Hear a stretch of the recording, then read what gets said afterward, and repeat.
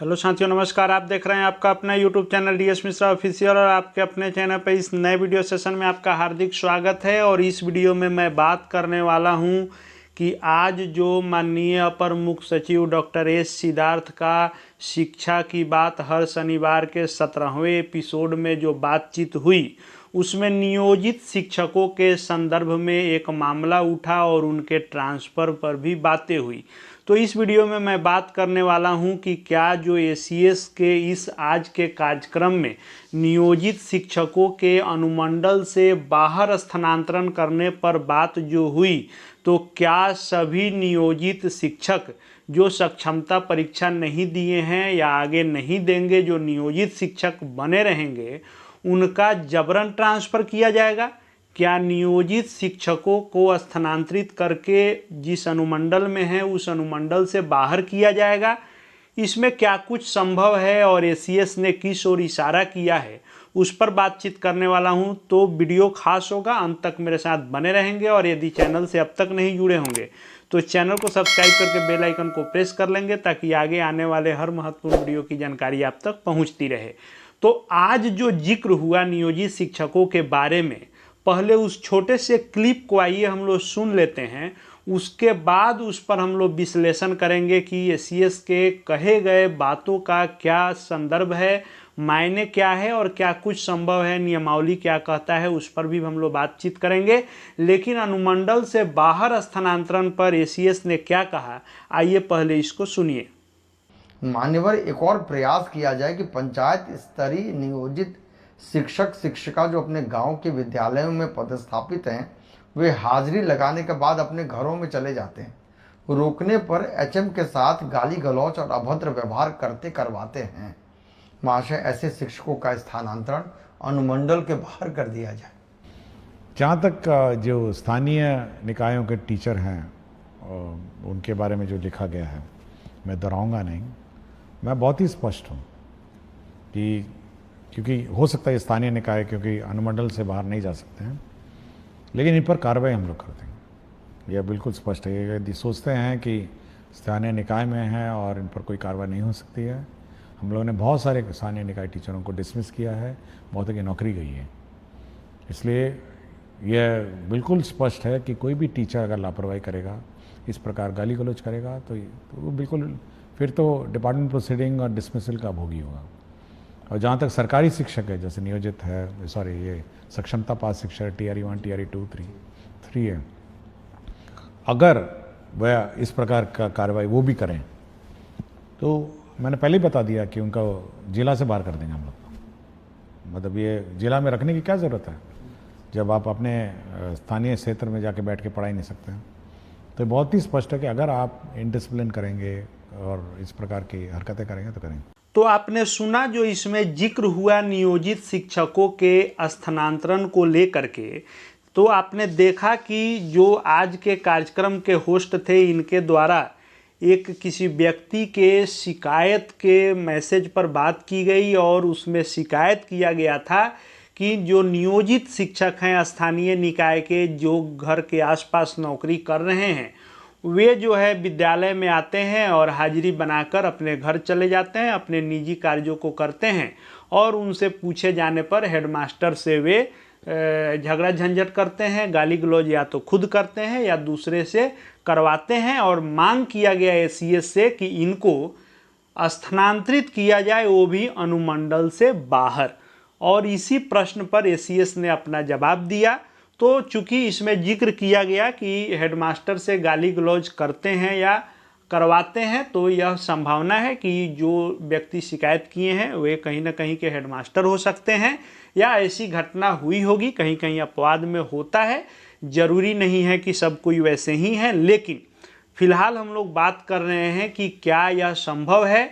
तो पहले नियमावली का यदि हम लोग जिक्र करें तो नियोजित शिक्षक जो 2020 नियमावली से अभी तक आच्छादित हैं, और माननीय न्यायालय ने भी यह फैसला सुना दिया था कि जो भी नियोजित शिक्षक इस नियमावली 2020 से आच्छादित हैं, वे इस नियमावली के तहत कार्य करते रहेंगे, उनको हटाया नहीं जा सकता है और यह नियमावली लागू रहेगी। तो चूंकि ये नियमावली लागू रहेगी तो इस नियमावली के नियम भी लागू रहेंगे।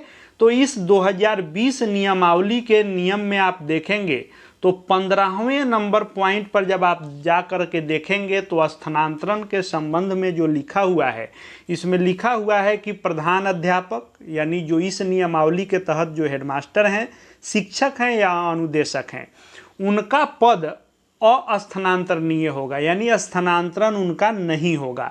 लेकिन अपवाद के रूप में स्थानांतरण होगा भी तो किस नियम के आलोक में होगा? तो जो भी प्रधान अध्यापक या शिक्षक होंगे इस नियमावली से आच्छादित, उनको अपनी सेवा काल में 3 वर्षों के उपरांत नियोजन इकाई के क्षेत्राधीन विद्यालयों में अधिकतम 2 ऐच्छिक स्थानांतरण लेने की सुविधा रहेगी।